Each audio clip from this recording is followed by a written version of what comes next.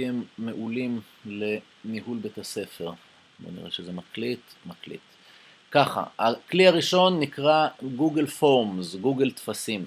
ההורה מקבל טופס שכזה, אנחנו יוצרים את הטופס הזה, לוקח בדיוק 1.5 דקות לייצר אותו, ואז ההורה ממלא שם תלמיד, שם משפחה, בית הספר, כיתה וכן הלאה וכן הלאה. כמובן שאפשר להכניס פה כל שאלה שאנחנו רוצים. שני דברים שלי הם קריטיים, זה טלפונים, אני תמיד צריך את הטלפון של האבא, של האמא ושני טלפונים לחירום. הדבר השני זה דגשים בריאותיים, אם לילד יש רגישות לפניצילין, אני רוצה לדעת מזה.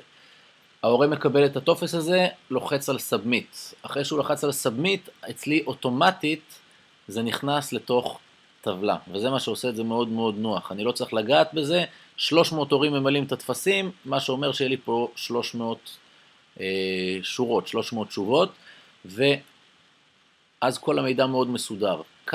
כמה דגשים לעבודה עם אקסל. כשעובדים עם אקסל, עכשיו נראה את זה. כשעובדים עם אקסל מאוד מאוד גדול, כשאני מתחיל לגלול את זה למטה והצידה, פתאום אני מגלה שדודה שי, אני לא יודע דודה של מי זה, ואני לא יודע מה זה, כי השורה הראשונה שמסבירה לי, נעלמה. אז מה אני עושה כדי שהיא לא תיעלם כשאני גולל את זה? אני פשוט מאוד הולך למשבצת שממנה אני רוצה שזה לא ינהל, הולך ל-Layout, פותח כאן, עושה Freeze Panes, ועכשיו כשאני גולל למטה, השורה הראשונה לא זזה לי, וכשאני גולל הצידה, הטור הראשון גם כן לא זז לי. אז דבר ראשון, באקסלים גדולים אנחנו חייבים לדעת לנעול. דבר שני, זה נעילה מאחורי סיסמה. מה זה נעילה מאחורי סיסמה? נגיד שיצרנו טבלה שכזו, אם נעבוד עליה במשך שנה וכל מיני אנשים יתעסקו, אחד יסדר ככה, אחד יסדר ככה, מישהו, מתישהו, ישנה משהו, וברגע האמת אנחנו נתקשר לבן אדם הלא נכון, וזה כבר בכלל לא נעים. אז מה אנחנו עושים? אנחנו פעם אחת מסדרים את הטבלה כמו שאנחנו רוצים, ואז נועלים אותה. איך אני נועל אותה? אני עושה קליק ימני ופרוטקט שיט, שם סיסמה, ואז אני יודע שאף אחד לא יכול להתעסק. אז כאן רואים את המנעול הזה, זה אומר שזה נעול, אף אחד לא יכול להתעסק, זה אני יודע שזה תמיד תקין. כשאני רוצה לסדר משהו, אני לוקח את מה שתקין, מעתיק אותו, מסדר אותו מחדש, ואני יודע שהכל בסדר. וכל מורה שרוצה להתעסק עם זה, זה בסדר גמור, אבל אף אחד לא יכול, גם הוא לא יודע, לשחק לי עם מה שאני יודע שהוא בעצם מושלם. כשאנשים מתחילים לשחק זה תמיד מתבלגן, ואני חייב שהראשון, שמה שאני יודע שהוא תקין, יישאר לי ככה לכל השנה או לכל כמה שנים שאני עובד עם זה. איך אני בכלל יוצר את הטופס הזה מלכתחילה? איך אנחנו עושים את הטופס הזה? מאוד פשוט, לא נתעכב בזה יותר מדי. אני הולך לאינבוקס שלי, באינבוקס יש כאן משהו שנקרא דרייב. כשאני פותח את הדרייב, נפתח לי כזה דבר, אני עושה create, אני עושה form, ואז נפתח לי הפורם הזה, אני יכול לרשום פה שם התלמיד, ואני רוצה לעשות עוד שאלה, בשאלה הבאה, נגיד אני רוצה שיבחר מתוך כל מיני אופציות, אני יכול להגיד השאלה הבאה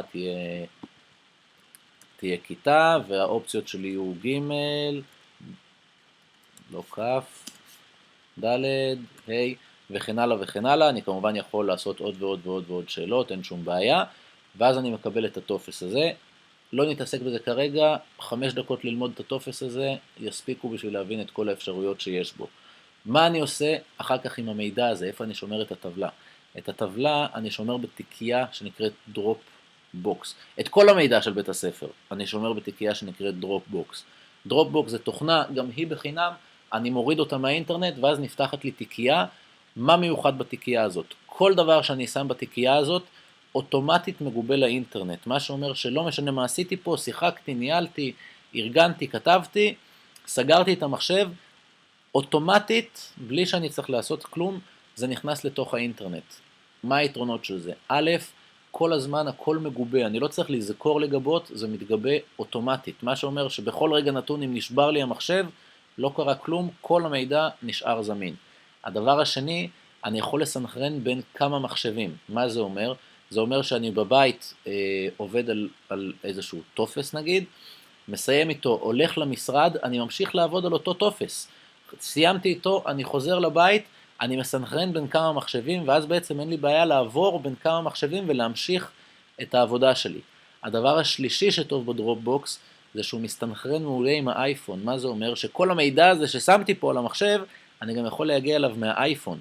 כלומר, אם אני עכשיו באמצע הטיול השנתי, ופתאום אני צריך לזכור כמה כסף שילמתי לאוטובוס, יש לי את כל המידע הזה על האייפון. זה דרופבוקס. הדבר הבא שאני רוצה להראות, זה קצת עבודה על המיילים. מה אנחנו יודעים לעשות עם המיילים? אוקיי, בוא נתעסק עוד טיפה, לפני שאני עובר למיילים, בוא נתעסק עוד טיפה בטופס הזה. שני דגשים קטנים. אחד, יש פה שאלות פתוחות ושאלות סגורות. שאלה פתוחה זה שאלה שאני יכול למלא מה שאני רוצה, ושאלה סגורה זה שאלה שאני צריך לבחור. מה שאני יכול לעשות פתוח, אז מה שאני יכול לעשות סגור אני סוגר. כמובן ששם תלמיד אני לא יכול לסגור, אז זה תמיד יהיה פתוח, אבל מה שאני יכול לסגור, אני מעדיף לסגור. למה אני מעדיף לסגור? כי בית ספר דוד אלעזר, יהיו כאלה שיקראו לו דוד אלעזר, ויהיו כאלה שיקראו לו בית ספר דוד אלעזר, ויהיו כאלה שיקראו לו דוד אלעזר תיכון, וכל בית ספר פתאום אני מגלה שיש לו 18 שמות, וזה רק מבלגן את הטבלאות. אז שאלות שאני יכול לסגור, אני מעדיף לסגור. כמובן ששאלות שאני לא יכול לסגור, אני לא סוגר. ככה, קצת על עבודה בג'ימל. ג'ימל, לא נתעסק בזה עכשיו, יש לו כל מיני כלים מטורפים, אני רוצה להראות כלי אחד, לדעתי יעיל במיוחד,